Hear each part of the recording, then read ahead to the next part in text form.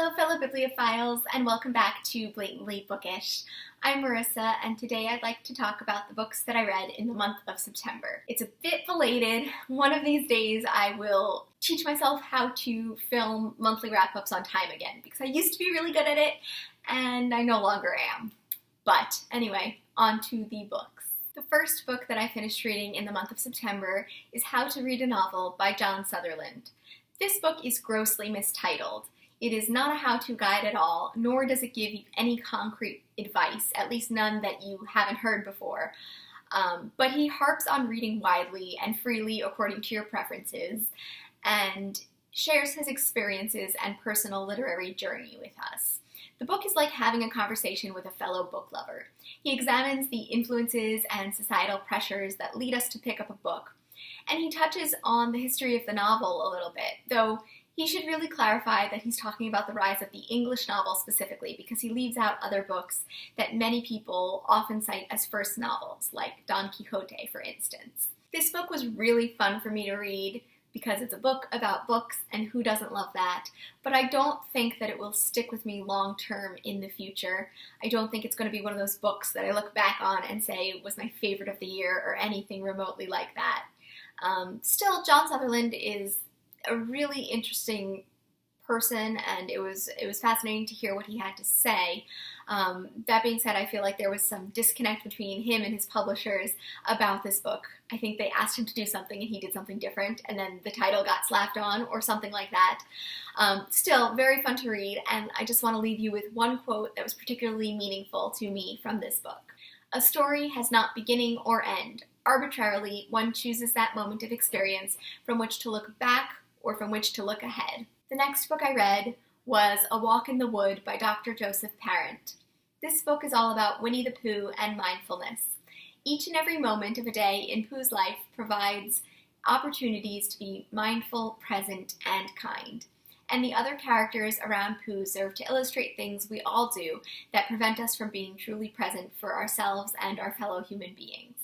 It's just such a simple book that can be read to children or enjoyed by adults. It's quite calming to read and has the whimsy of Pooh and his friends from the 100-Acre Wood, combined with relevant quotes from authorities on mindfulness, like Thich Nhat Hanh, which I hope I pronounced correctly, Jon Kabat-Zinn, author of Wherever You Go, There You Are, and anonymous Zen stories, and more. It's really simply an instructional guide to mindfulness, and in many ways it's quite basic, some may even say obvious, but I truly enjoyed reading it and looking at all of the little Pooh illustrations. It took me out of the craziness and anxieties of my everyday life and reminded me of the importance of looking beyond them, of being less judgmental and more supportive and present for myself and others. As cheesy as this book may sound, I think that reading it can be helpful for almost everyone, especially those who struggle with depression or anxiety. This book reminded me of The Tao of Pooh, which similarly uses Pooh and the characters of the 100-Acre Wood to examine a philosophy. I read that book so long ago at this point that it's hard for me to compare the two, but I will say that the term mindfulness is completely secular, whereas Taoism is both a philosophy and a religion. Anyway, this book rekindled my love for Winnie the Pooh and also made me want to read works by some of the other authors that it quotes. Another book I read in September was The Doll Factory by Elizabeth MacNeal. It takes place in the Victorian era and is about a girl named Iris who works with her sister Rose, painting dolls for the cruel and laudanum-crazed Mrs. Salter. Iris dreams of becoming an artist instead of wasting her talent on the repetitive and menial work of painting dolls' faces. She's given an opportunity to escape the rut that is her life when she meets pre-Raphaelite artist Louis Frost, who, despite Iris's twisted collarbone, wants her to model for him. Will she risk losing her family and jeopardizing her respectability to achieve her dreams? Her life also intersects with two important characters, a little urchin boy named Albie, whose only ambition in life is to purchase a pair of false teeth, and a creepy taxidermist named Silas. For Iris, her chance meeting with Silas is utterly forgettable, but for Silas, it's the beginning of an unhealthy obsession with obtaining and preserving Iris as his own. This book is 2/3 historical fiction and 1/3 thriller. Literally, the tone of the first 2/3 of the book is drastically different, and in my opinion, jarringly different from the last third. It's supposed to be historical fiction, or is it supposed to be a thriller? Because the way it tries to do both just did not work for me. This book was an enjoyable read overall, and you can see that Elizabeth MacNeal does take her inspiration from some of the Victorian greats, most notably Dickens and the prominent critic Ruskin. On paper, I should have been obsessed with this book.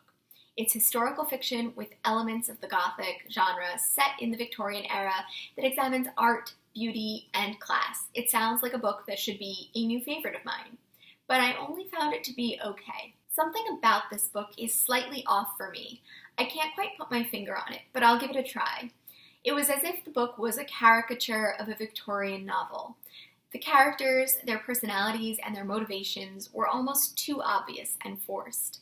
There is a certain explicitness to the characters that almost makes them flat and expected. I felt that this book was a mashup of literary aspects and ideas that I've seen elsewhere, and when they come together, they don't really cohere into something novel for me. I can point to almost every element of this book and pick out another book that has the same element, character type, or idea used in a more interesting and meaningful way. The book is very ambitious and tries to do so much thematically, but I just felt like it fell slightly short on all accounts. Maybe someone who's less familiar with Victorian literature would like it better. I don't know. But for me, the book just made me want to reread Our Mutual Friend for the Victorian element, The Girl with the Pearl Earring for fantastic explorations of art and historical fiction, and Perfume for a psychologically complex and morbid sense of obsession and artistry. Even though I didn't love this book, it has so many great reviews. It feels like everyone besides me absolutely loved it. So if it sounds like something you might enjoy, you should still read it. I'm not telling you not to. The highlight of my September was reading Bellman and Black by Diane Setterfield. This book is a new favorite of mine, and now that I've read all of Diane Setterfield's 3 works, I can officially say that she is one of my favorite, if not my favorite, contemporary author. I really want to own copies of all of her books, and I actually already have 2 copies of The 13th Tale, which is probably my favorite contemporary book of all time. But I owned the first copy, which I annotated and absolutely loved. But then my husband heard me talking about how much I love this cover of The 13th Tale, and he got it for me without realizing that I owned the book already. But now I can't make myself part with either one of these books because this one has such sentimental value to me with its annotations, and I just love this cover and how eloquently it reflects the plot of the book. It and the back as well is important towards that. Actually, all of Diane Setterfield's covers reflect the plots of her books in nuanced and interesting ways. But anyway, back to Bellman and Black. This is a self-proclaimed ghost story about William Bellman, who, in his boyhood, aims a slingshot at a rook and kills the bird instantly. The book follows Bellman's life and examines how this boyhood act informs his future. The book is such a poignant portrayal of grief, and even though so many characters die, as a reader, you somehow move on and get over it. The deaths are given their proper due time and are meaningful, but as a reader, much like the main character of William Bellman, we get over it, we move on. Setterfield turns what is a rather ordinary man's story into something interesting and worth reading. I also love the ambiguity of the character of Black. It's not entirely clear who he is. Is he a figment of Bellman's imagination? Is he the ghost of the rook he kills when he was young? The ghost of his first experience with death, perhaps? The embodiment of death and grief itself? It's just up to our interpretation, and as so much of the book is, and that's something I love about this book and about much of Diane Setterfield's writing in general. And there are so many characters to love in this book, and the way they interact with and relate to Bellman is fascinating. I particularly like his daughter, Dora, and the way that grief has distanced their relationship. And of course, because it is Diane Setterfield, the book is impeccably written. I read the first page about 3 times because of how many beautiful phrases it had. I want to leave you with the first line of the book because I thought it was brilliant and captivating. I have heard it said by those that cannot possibly know that in the final moments of a man's existence, he sees his whole life pass before his eyes. If that doesn't draw you into a book, I don't know what will. So that was everything that I read in the month of September. Please let me know if you have read or plan to read any of these books.